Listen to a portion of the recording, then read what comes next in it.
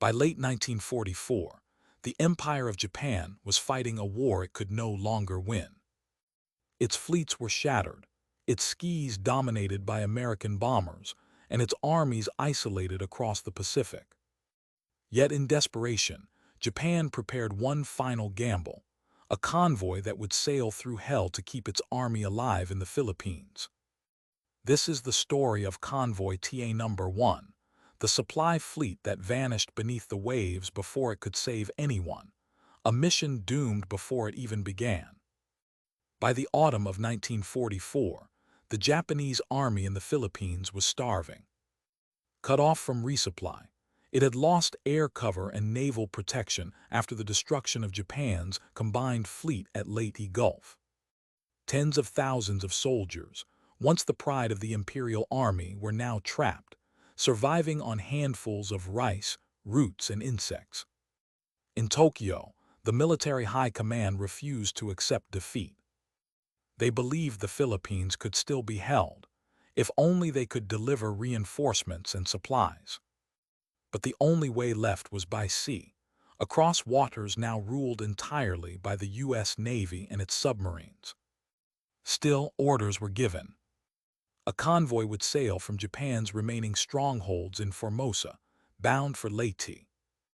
It would carry fuel, weapons, ammunition, and thousands of men. It would be escorted by destroyers and patrol boats, and it would try to sneak through the deadly American blockade.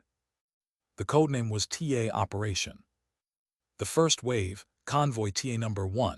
Would depart in October 1944. At the port of Manila, the docks groaned under the weight of cargo.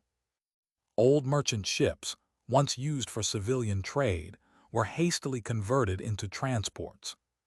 They were slow, overloaded, and poorly armed. Each ship carried soldiers stacked on deck, crates of ammunition below, and drums of gasoline lashed to the rails. A single spark could destroy an entire vessel.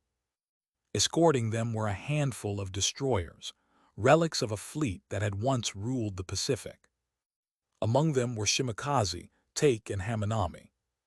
Each carried depth charges and torpedoes, but little fuel. The commanders knew the danger. U.S. submarines had turned the South China Sea into a graveyard. Yet the convoy sailed into darkness, into silence, into what would soon become a storm of fire. Unbeknownst to Japan, American codebreakers were reading their naval traffic. Every message from Formosa, every convoy schedule, every transmission was intercepted and decoded by U.S. intelligence.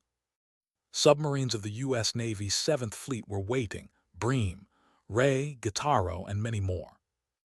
They knew exactly where the Japanese convoys would pass. For American submariners, the South China Sea was target practice. Convoys moved in the open, with no air cover, and their escorts were low on depth charges. Every night, periscopes rose above the waves. Every night, more Japanese ships disappeared without trace. Still, the Japanese kept sending convoys. Every day, more soldiers and supplies were lost, not to battle, but to the ocean itself. Convoy TA-No departed Manila on October 23, 1944. The same day, the Battle of Leyte Gulf erupted to the north.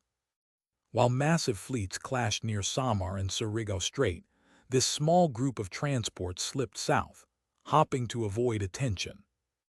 On board, soldiers sang quietly, hiding their fear. They had been told the Imperial Navy still controlled the seas. But in truth, the waters around Leyte were crawling with American aircraft and submarines. At dawn, the first attack came.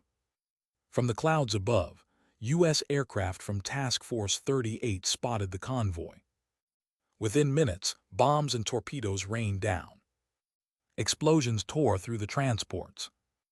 Drums of gasoline ignited, sending pillars of fire hundreds of feet high. The destroyer Take swerved desperately, pulling survivors from the burning sea. But there were too many. The water was thick with oil and bodies. By sunset, half the convoy was gone. As darkness fell, the survivors tried to regroup. Radio silence had been ordered, but chaos reigned. Ships drifted apart, engines damaged, compasses broken. Japanese commanders debated whether to turn back. But the orders were clear: reach Leyte at any cost. The convoy pressed on, broken and bleeding, toward the island of Ormoc, Japan's last lifeline to its army in the Philippines. Yet the Americans were already waiting there.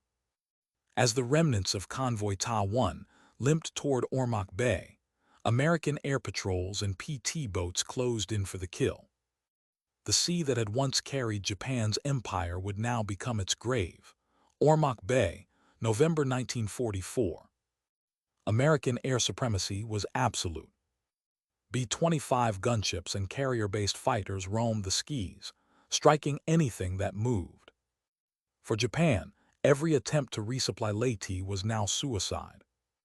Yet more convoys were sent, TA-2, TA-3, TA-4, each smaller than the last, each more desperate. They carried soldiers, ammunition, and rice, but few ever made it through. Convoy TA-4, the follow-up to the original fleet, was annihilated in broad daylight. American aircraft shredded it with rockets and machine guns. Entire decks erupted, sending men and cargo into the burning water.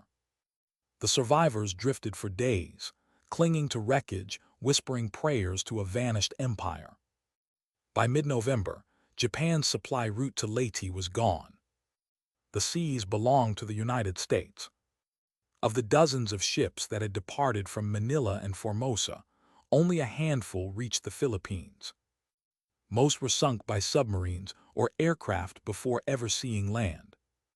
Those that did make it were immediately attacked again while unloading. U.S. PT boats prowled Ormoc Bay every night, firing torpedoes at anything with a Japanese flag.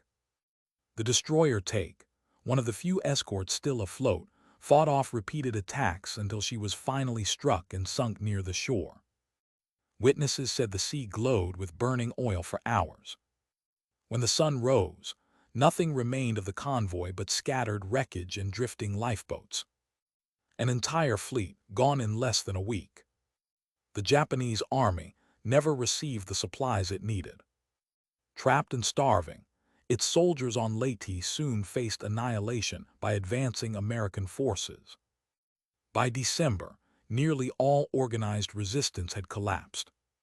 Japan had lost not only its ships, but the men who crewed them, thousands of trained sailors and soldiers sent into an unwinnable mission. The Imperial Navy called them the heroes of the transport operations. But to history, they were victims of a nation that refused to surrender to reality. The destruction of the TA convoys was more than a naval loss. It was a symbol of Japan's collapse. Once the masters of the Pacific, they could no longer protect even a single convoy in their own waters. By early 1945, the Philippines were lost. Japan's southern resource lifeline was cut off.